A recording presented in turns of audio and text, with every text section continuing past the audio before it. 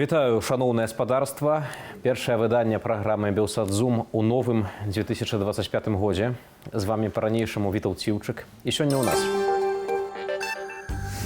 Людажэрчая палітыка рэжыму адносна непаўналетніх. Дзяцей беларусаў, асуджаных за так званы распаўсюд экстрэмізму, афіцыйна могуць паставіць на ўлік. Пайшоў з жыцця экс-дырэктар гомельскага тэатру «Лялек» Дмітрый Гарэлік. 63-гадовага мужчыну нядаўна асудзілі за так званы экстрэмізм. Жыве Беларусь з вуснаў прэзідэнта ўкраіны. Не адзіны дыпламатычны жэст. Уладзімір Зяленскі сустрэўся з прадстаўніком беларускага фонду. Святлана Ціхановская выказала падзяку Уладзіміру Зяленскаму за ягоныя словы «Жыве Беларусь», што прагучалі ў навагоднім звароце да ўкраінскага народу. У сацыяльнай сетцы X яна падзякавала яму за магутны заклік да падтрымання беларусаў, якія бароняць свабоду. Фрагмент навагодняга звароту ўкраінскага прэзідэнта вашай увазе. Якщо сьогодні Росія тисне... Калі сёння Расія цісне вам руку, гэта не значыць, што заўтра гэтаю самаю рукою яна не пачне вас забіваць. Бо росіяни бояться вільних. Бо расейцы баяцца свабодных. Того, що їм не знайомо. Таго, што ім незнаёмае. Баяцца свабоды. Вони народились. Яны нарадзіліся за Пуціным. Вони пішли в школу. Пайшлі ў школу за Пуціным. Пайшлі служыць за Пуціна і гінуць за ягоныя хворыя ідэі. І тому так важливо І таму так важна сёння падтрымліваць усе народы, што адстойваюць свабоду. Хто не віддає її. Хто не аддае яе ў Кішыневе. Хто бореться за своє майбутнє. Хто змагаецца за сваю будучыню ў Тбілісі. І я упэўнены, прыйдзе дзень, калі ўсе мы скажам «Жыве Беларусь». Жыве Беларусь. Спадарства, з намі на сувязі Алексей Францкевич, грамадскі дзеяч, а таксама кіраўнік фонду «Вольная Беларусь» ва ўкраіне. Спадар Алексей, вітаю вас. Вітаю. Беларусы, калі пачулі ў навагоднім звароце ад прэзідэнта ўкраіны Уладзіміра Зяленскага словы «Жыве Беларусь», ну вот трэба прызнаць, што многіх натхніў пэўны энтузіязм, і людзі падумалі, вось, ну нічога сабе, да чаго дайшло, што прэзідэнт Украіны такое кажа. Гэта ўлічваючы папярэдні ўвесь досвед. Як вы ацэньваеце тое, што адбылося?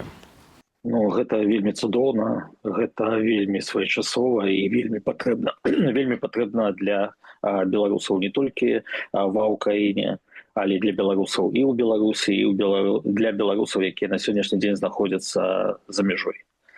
Таму што, я ўжо гэта казаў, ва ўкраіне проживает великая колькость представников белорусов, да, то есть нацменьшесть, белорусская нацменьшесть, она была на другом месте по колькости. И этнос, белорусский этнос, проживающий на территории Украины, он так само по колькости был третий. И самая большая проблема в Украине у белорусов было это то, что белорусы не хотели нават, каб их идентификовали как белорусов. Пасля полномасштабного вторжения российских войск с территории Беларуси. И тому сегодня, коли президент Украины Владимир Зеленский пожадал, чтобы все ж таки в Беларуси почало гучаць «Жыве Беларусь», это вельмі добра, это добрый сигнал, это натхнит, я думаю, натхнило и гэта будзе, я думаю, што працяг ва ўкраіне, працяг у іншых краінах, это послужит таким месседжем и к действию, и это натхнит людей для борьбы супраць как российских оккупантов, так и преступной улады Лукашенко, якая захапіла уладу ў Беларусі. У гэтым звароце Беларусь, беларускі народ былі пастаўленыя ў адзін такі сэнсоўны шэраг разам з Малдовай і Грузіяй, то бок з тымі нацыямі, якія змагаюцца супраць Расіі, расійскага ўплыву. Прытым, што раней трэба прызнаць, што ад кіраўніцтва ўкраіны, ад нейкіх высокіх пасадоўцаў ва ўкраіне мы чулі іншыя словы, якія часта, можа, наадварот, нават дэмаралізоўвалі беларусаў, калі беларусаў прыраўнівалі да рэжыму, да Александра Лукашэнкі. З чым вы звязваеце вось такую змену рыторыкі на найвышэйшым узроўні? Ну, па-першае, я хацеў бы падзякаваць усім беларускім добраахвотнікам. падзякаваць усім тым сучасным нацыянальным беларускім героям, які аддалі свае жыцця тут ва ўкраіне у барацьбе з расійскай імперіяй. Нізка пакланяцца ўсім сем'ям загіблых беларускіх герояў. Потому что менавіта яны сыгралі вот эту адвокацию всей белорусской нации у борьбе супраць российских оккупантов. Тыя белорусы, якія сегодня тут плечо-плеч с украинцами стоят на защите всего цивилизованного света от российских оккупантов. Весь гэты час беларусы тут воююць. Беларусы не здаліся ў самой Беларусі. Беларускія валанцёры, якія прымаюць удзел і робяць усё, каб падтрымаць сёння Украіну, падтрымаць усім цывілізованым светам, падтрымаць Украіну ў гэтай непростай сітуацыі падчас гэтай вайны. Беларусы, на маю думку, сёння гэта другая нацыя па колькасці пасля украінцаў, якія воююць ва ўкраіне ў лавах ЗСУ. Таму беларусы сваім дзеяннем, сваёй барацьбой паказалі, хто такія беларусы. Яны паказалі ва ўкраіне украінцам, я думаю, што паказалі ўсяму свету, у чым розніца паміж беларусамі і лукашыстамі. Таму я думаю, што гэта ўсё вынікі барацьбы тых беларусаў, якія сёння ахвяруюць самым дарагім, што ў іх ёсць у жыцці, гэта сваім жыццём. Яны аддаюць ва ўкраіне. У тым ліку не толькі за свабоду Украіны, за свабоду Беларусі, а за весь цывілізованы свет у барацьбе з расійскай імперіяй. Перад Новым годам прадстаўнік фонду «Вольная Беларусь» быў запрошаны на сустрэчу з прадстаўнікамі нацыянальных меншасцяў ва ўкраіне, на сустрэчу з прэзідэнтам Украіны. Скажыце, калі ласка, што там гучала, ці ўвогуле неяк гучалі беларускія пытанні, ці ўдалося, уласна, неяк данесці таксама і беларускія праблемы, якія ёсць ва ўкраіне? Па-першае, так, запрошаны быў я на гэту сустрэчу, то есть ад імя фонда, но прысутнічаў на гэтай сустрэчы беларускі добраахвотнік.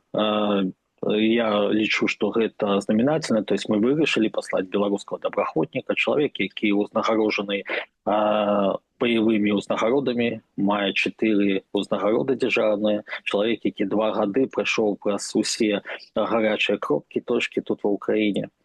Што знаменательна стасоўна гэтай сустрэчы? На гэту сустрэчу было запрошана прадстаўнікі 17 нацыянальных спільнот і 3 карэнных народаў. І вельмі знаменательна, што сярод гэтых 17 нацыянальных спільнот былі запрошаны менавіта беларусы.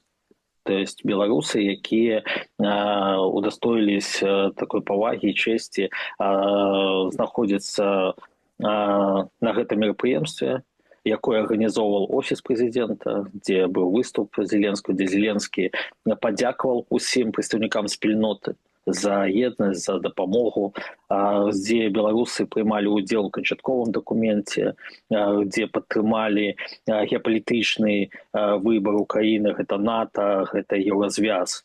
Таксама беларусы прынялі ўдзел у падпісанні яшчэ аднаго дзяржаўнага свята Украіны. То бок я вельмі удзячны прэзідэнту Украіны, дзяржаўную. А што гэта за свята? Што гэта за свята? Гэта свята, мэта якога з'яўляецца ўмацаванне адзінства згоды сярод украінцаў нацыянальнай грамадзянскай ідэнтычнасці. То есть прысвечаны нацыянальным спільнотам, культурам, тому что разноманетности Украины, потому что на территории Украины проживают больше за 120 народностей. То есть свято, якое будет объединовывать и показывать разноманетность Украины, что в Украине живут багато народностей, и яны адзіныя. То есть и мы вельмі рады, что мы присутнічалі при гэтым при подписании, и сегодня уже подписан законопроект, указ президента, и у траўня уже будет отмечаться эта дата. І я спадзяюся, што ў траўні у нас будзе снова магчымасць, скажем так, быць прысутні на гэтым святкаванні. І я спадзяюся, што такія сустрэчы, у тым ліку і з прэзідэнтам, гэта не апошнія, і працуем далей. То бок гэтая сустрэча высокага ўзроўню, але таксама насіла такі моцны сімвалічны характар, што беларусы былі вось сярод тых прадстаўнікоў іншых нацыянальных меншасцяў ва ўкраіне, якія былі ў офісе прэзідэнта. Разам з тым, з таго, што я разумею, пакуль што нейкія практычныя вось такія пытанні не абмяркоўваліся, прынамсі на гэтым спатканні. Ну, там трошку быў іншы фармат, і стасоўна праблематык беларусы і іменно абмяркоўвання беларускага пытання, да, там не было. Але ж я спадзяюся, што гэта толькі пачатак. То есть были закулисныя размовы, то есть дамовіліся на сустрэчу з департаментам по этнопалітике, свободы совести. То есть я планую, то есть будут у нас встречи там и с представниками офиса и так далее. Да? То есть завтра у нас состоится Zoom, есть такая у нас рада нацменьшасцей, куда мы уходим. Завтра у нас будет Zoom с представниками рады нацменьшасцей, потому что на этой встрече было пропоновано возобновить работу по этнополитике при офисе президента и создать посаду уповноваженного при офисе президента. И вот завтра будет рабочая встреча, рабочий Zoom стосовно этих пропонов, которые прозвучали подчас этой встречи. Чаму я так пра гэта дапытваюся, бо вядома, словы гэта таксама важна, аднак адна справа, што вось гучаць словы ў звароце «Жыве Беларусь», а іншая справа, што беларусы ва ўкраіне сустракаюцца з многімі цяжкасцямі. У тым ліку таму, што іх дагэтуль асацыююць усё ж такі з рэжымам Лукашэнкі на нейкім такім узроўні юрыдычным, калі мы кажам, напрыклад, пра абмежаванне датычна банкаўскіх рахункаў, альбо калі ўвогуле гаворым таксама пра сітуацыю з беларускімі добраахвотнікамі, тое, што з'яўляецца ў медыя, гэта і праблема з атрыманнем украінскага грамадзянства, гэта і тое, што ветэраны вымушаныя шукаць пасля ўдзелу ў баявых дзеяннях недзе сабе жыццё не ва ўкраіне. Усё гэта таксама стварае такі дрэнны імідж, і бачна, што гэтыя праблемы ёсць. На вашу думку, як можна вось ад такіх вось словаў, ад такіх вось першых кантактаў перайсці да спробаў вырашыць такія вось балючыя тэмы? Ну, я с вами тут так погоджуюсь. Проблем в Украине шмат. Шмат проблем не только у белорусов. Есть такие, допустим, народность ромы. У их у 80% нават нема свидетельства о народжении. Их державы нема, да, то есть и наша задача, как мы не стали такой же краиной, да, стратили краину и не стали такими же, как ромы. Потому что, коли застанется режим Лукашенко, пачнуцца нейкія з імі размовы, ты ўсіх, каго скончацца паспарты, яны не смогуць павернуцца ў Беларусь, заканадаўства не будзе паменена, будуць вымагаць у нас дзейнічны паспарт і так далей, да, і што рабіць гэтым усім беларусам. Таму ў гэтых напрамках патрэбна працаваць, казаць пра гэта, падаваць соответствующие законопроекты, как менять действующее законодавство, сустракаться с представниками улады и, по-перше, самим отстаивать свои правы и намагаться на змены законодавства, действующего законодавства. В Украине из позитивного уже пошли стосовно войскослужбовцев змены к лепшему, да, то есть есть отповедные изменения в законодавстве. На жаль, стосовно звычайных белорусов такого покуль ничего нема. То есть в этом напрямке потрібно працаваць. Мы недзе 2 тижні тому подали зварот на офіс президента на Кабмін. Это стосовно того, каб калі беларускі добраахвотнік толькі падпісаў контракт с узброенымі сіламі Украіны, гэта сразу бы являлася бы основанием, подставой для атрымання тымчасовай посведкі, да, временного вида на жыхарства. Тому что у іх, скажем так, яны были не обмежаны ў сваіх правах. Потому что так, проблем шмат, да, то есть, на жаль, і гэта факт, і з гэтым патрэбна працаваць. Вельмі добра, што в Украине есть группа за беларускую, за демократическую Беларусь, да, з якімі можно працаваць, да, то есть законодаўцамі. Тому што ж, я нагадаю, Украіна гэта парламенцка-прэзідэнцкая краіна. І для того, каб нешта змянілася, патрэбна што рабіць? Рабіць той ці іншы закон, насіць у змены той ці іншы закон. І таму, паўтаруся, патрэбна працаваць. Усім аб'яднацца і адстойваць свае права, таму што відавочна за нас гэта рабіць ніхто не будзе. Спадар Алексей, вялікі вам дзякуй за гэтую размову. Хацелася б толькі напрыканцы яшчэ дадаць, што ўсё роўна гэта, напэўна, пазітыўны факт, што ва ўкраіне заўважаюць, мы маем агульнага ворага, гэта вось гэты расійскі імперыялізм. І яшчэ адзін момант, які я асабіста заўважыў вось у гэтым звароце прэзідэнта Украіны Владзіміра Зеленскага, калі там праецыравалі імёны загінулых за Украіну вось на статую радзіму маці. Там таксама сярод імёнаў быў Алексей Скобля-Тур, наш суайчыннік, які загінуў таксама абараняючы Украіну. Дзякуй вялікі за эту размову. З намі на сувязі быў Алексей Францкевіч, кіраўнік фонду «Вольная Беларусь» ва Ўкраіне.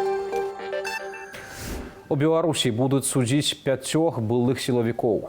Яны ў жніўні 2020 года звярнуліся да калегаў з заклікам не парушаць закон і не чыніць гвалт супраць мірных пратэстоўцаў.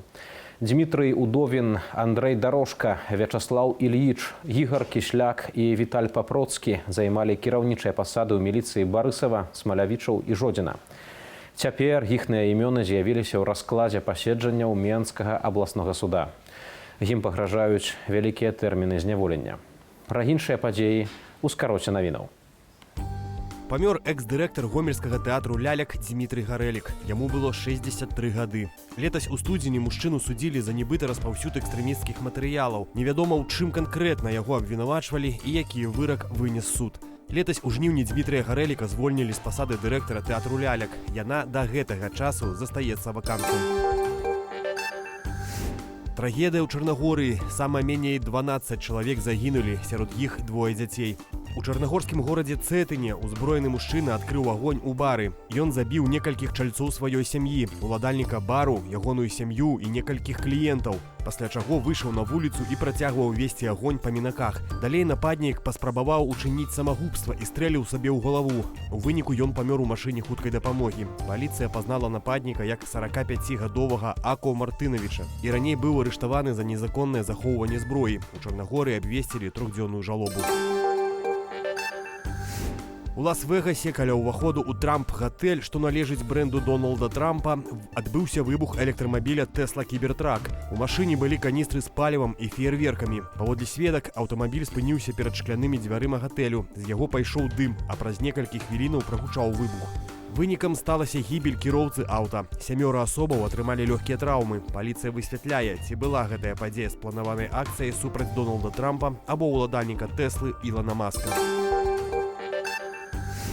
Нямецкі адвакат Фердынанд Морс абскардзіў пастанову пракуратуры Ляйпцыгу, якая адмовілася пачынаць расследаванне супраць Йорга Дорнаў, дэпутата партыі «Альтэрнатыва для Нямецчыны» і ўладальніка фірмы «Цыбулька Бел» у Беларусі. На плантацыі каля Ліды, паводле сведак і праваабаронцаў, прымусова працавалі палітвязні, атрымліваючы каля 5 еўраў за дзень, а Йорг Дорнаў асабіста спраўджваў іхную працу. Летась у снежні пракуратура заявіла, што не знайшла дастатковых падставаў для завядзення справы, бо палічыла працу палітвязняў добраахвотную.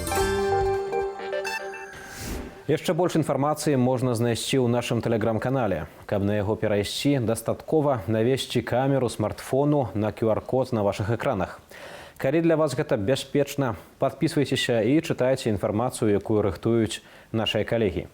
Таксама заахвочваю зазіраць на нашу інтэрнэт-старонку belsat.eu.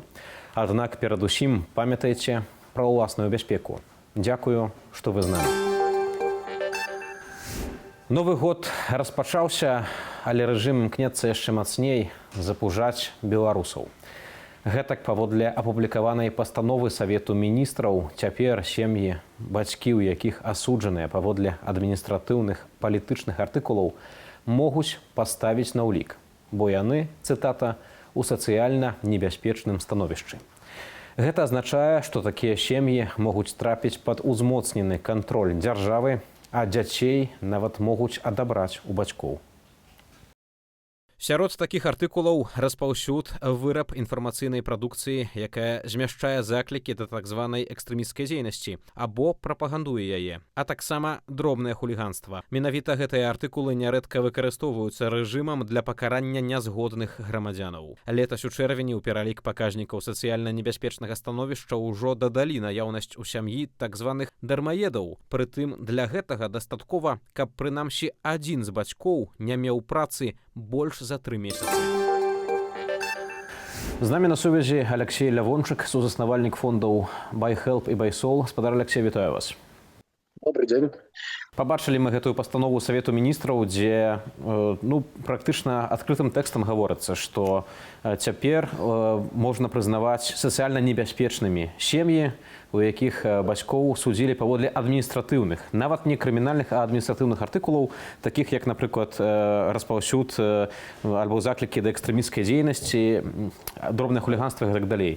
Як гэта ўвогуле можна ацаніць, што яны вось так публічна адкрыта прызнаюцца, што бацькоў, якіх пераследуюць за палітыку, можна караць такім чынам, што пагражаць і таксама іхным дзецям? Ну, гэта лагічнае развіццё рэпрэсій. Шукаюцца іншыя інструменты, то бок выкарыстанне дзяцей у якасці аргумента, каб людзі зышлі з актывізма, зышлі ў палітыку, зрабілі з палітыкі, разрабілі нейкія заявы, напрыклад, у апошнія 4 гады, каб, напрыклад, напісалі, каб іх супругі, там, якія знаходзяцца за кратамі, напісалі прашэнне аб так званым памілаванні. Ось, гэты інструмент даўно выкарыстоўваўся, то бок, напрыклад, калі адзін у сям'і бацька сядзіць, маці глядзіць за дзіцём ці наадварот, то прэсінг тых, хто застаўся на волі, часта на ўмоўнай волі, таму што ў нас, вядома, бывае, саджаюць і 2 супругаў, проста адзін трапляе на хімію, адзін у сапраўдную, як бы у сапраўднае зняволенне. І ГБшнікі даўно выкарыстоўвалі гэты як аргумент: напішы прашэнне, а то, можа быць, мы дакінем твайму супругу яшчэ год па 411, і ты таму, як бы твой сын, ці твоя дачка яшчэ год не пабачаць свайго бацька там, ці маці, да? Ці адкрыта, ў прынцыпе, выкарыстоўвалі, я ведаю, сям'ю, якой абодва бацькі на хіміі сядзяць, і ад іх вымагалі нейкіх заяваў публічных, пагражаючы тым, што іх адправяць проста ў калонію, а дзіцё трапіць у сістэму апекі. То бок, у выкарыстанні дзяцей у якасці рычагоў уплыву на палітзняволеных ці, ў прынцыпе, агулам рэпрэсаваных няма ніякай новізны. Гэта стары, як свет, інструмент. Нашы ўлады і так званыя нічога не цураюцца. Гэта проста пашырэнне гэтага інструмента. То бок, цяпер кожнага, каго пасадзілі на 12, на 15 сутак, хто трапляўся па экстрэмісцкіх артыкулах, можна назваць сям'ёй у складаным сацыяльным становішчы, забраць дзяцей. То бок, гэта можна выкарыстоўваць як проста аргумент для пагрозаў. Супрацоўнічай з намі, інакш ты трапіш у гэты статус, таму што ты сядзеў 15 сутак, і твае дзеці адправяцца ў сістэму апекі. Супрацоўнічай з намі, рабі заявы на тэлебачанне, пішы, чытай вот тут з паперкі, інакш ты пазбавішся дзяцей. Усё абсалютна укладаецца ў лагічную канву рэпрэсій, якія працягваюцца, становяцца мацнейшымі, у якіх абсалютна не відаць ніякага там палягчэння. Сапраўды, калі мы кажам пра практыку, то яна, як вядома, у Беларусі апераджае так званы лукашэнкаўскі закон, і гэтыя прыклады мы мелі раней. Нават у нашай рэдакцыі была нашая каляжанка, таксама адчула на сабе такі ціск, калі ёй пагражалі за тое, што могуць у яе, напрыклад, забраць дзіця. Вядомы найбольш, напэўна, публічны прыклад яшчэ з далёкага 2011 года, калі Андрэй Саннікаў, кандыдат прэзідэнта, быў у турме, таксама ягоная жонка Ірына Халі была ў СІЗА, і таксама пагражалі іхнаму сыну Даніку. Разам з тым, ніколі раней на пісьме не было сказано, што чалавека могуць за адміністратыўны артыкул прызнаць ягоную сям'ю сацыяльна небяспечнай. Цяпер мы бачым, што па адміністратыўных артыкулах судзяць тысячы беларусаў, калі не дзесяткі тысячаў. Гэта ж увогуле падаецца, што гэта так ці інакш юрыдычна перавозіць на абсалютна новы ўзровень ціску. Канешне, і гэтага было варта чакаць. Узровень ціску у нас ніколі не змяншаўся. Пачынаючы з 20-го года ён толькі павялічваўся. Перад так званымі выбарамі, вось цяпер, толькі да іх засталося 3 тыдні, некалькі месяцаў ідзе сапраўдная вайна з беларусамі. арыштоўваюцца цэлыя групы людзей паводле розных крытэрыяў. Была аблава на тых, хто ўжо трапляў на суткі ў 2020-2021 годзе за ўдзел у дэманстрацыях. Некаторыя з гэтых людзей атрымалі крымінальныя справы. Была аблава на атрымальнікаў дапамогі. Была аблава на падпісчыкаў. Сілавікі адпрацоўваюць асобныя гарады, то бок адзін дзень, адзін горад. Няма ніяк, у нас ужо ёсць так званыя нормы, калі чалавека за тое, што ён асуджаны па экстрэмісцкім артыкуле, можна пазбавіць грамадзянства. Пакуль што гэта практыка яшчэ не спраўдзілася, але яно ёсць. Я не бачу ніякай прычыны, чаму людзей не могуць зараз пачынаць пазбаўляць дзяцей, таму што яны трапілі ў экстрэмісцкі спіс. Па-першае, гэта лагічна, ці судзілі па экстрэмісцкім артыкуле. Па-першае, гэта абсалютна лагічна, гэта так званая норма, яна дае табе, у сэнсе сілавікам, яна дае дадатковы аргумент, дадатковы рычаг уплыву на тысячы чалавек. Як вы сказалі, 1000 чалавек судзілі па гэтым артыкуле, і гэта дадатковы інструмент уплыву на 1000 чалавек. Мэта адна – запалохаць і давесці ўнутраны тэрор да той ступені, пакуль у Беларусі не застанецца абсалютна нічога жывога. І конечно, я не бачу пакуль перспектывы ніякіх публічных выступленняў, але мне падаецца, што у сілавікоў, не ў сілавікоў, Лукашенка з 2020 года траўма, і вось гэтая траўма ператвараецца ў тое, што уводзяцца ўсё больш і больш жорсткія нормы, і будуць уводзіцца і далей ўсё яшчэ больш і больш жорсткія нормы, ніякай адлігі тут няма. Выпуск палітзняволеных абсалютна не, так званая амністыя, яна абсалютна не супярэчыць увядзенню ўсё больш жорсткіх нормаў, таму што памілаванне так званае 200 чалавек было з аднаго боку, з іншага боку былі сотні пасаджаны за гэты час, то бок працэс ідзе з двух бакоў, і гэтае памілаванне не былі, так сказать, часткі нейкая сталага тренду на адлігу. Гэта сігнал захаду, што давайце размаўляць. Гэта не змягчэнне рэпрэсій. І чарговым доказам таму, што гэта не змягчэнне рэпрэсій, з'яўляецца з'яўленне вось гэтай новага правіла, што кожнага асуджанага па экстрэмісцкім так званым артыкуле можна цяпер запісаць у сацыяльна недабрадзейнае. Бачым, што сапраўды гэтая людажэрчая палітыка супраць беларускага народу працягваецца. Гаспадар Алексей, дзякуй вялікі, што далучыліся да нашай праграмы. З намі на сувязі быў Алексей Лявончык, сузаснавальнік фондаў BuyHelp і BuySol. І цяпер цікавыя кадры з замежжа. У Рыме італьянцы сустрэлі Новы год захапляльнай традыцыяй. Скачкамі ў халодныя воды ракі Тыбар з мосту Кавур. Галоўным героем свята стаў Марко Фоес, які сёлета атрымаў тытул «Містер Окей». Гэтая традыцыя бярэ пачатак яшчэ ў 1946 годзе і штогод збірае як смельчакоў, гэтак і гледачоў. Сёлета ў ледзяную ваду Тыбру нырнулі 3 дайверы. За скачкамі адважных паназіраем без каментара.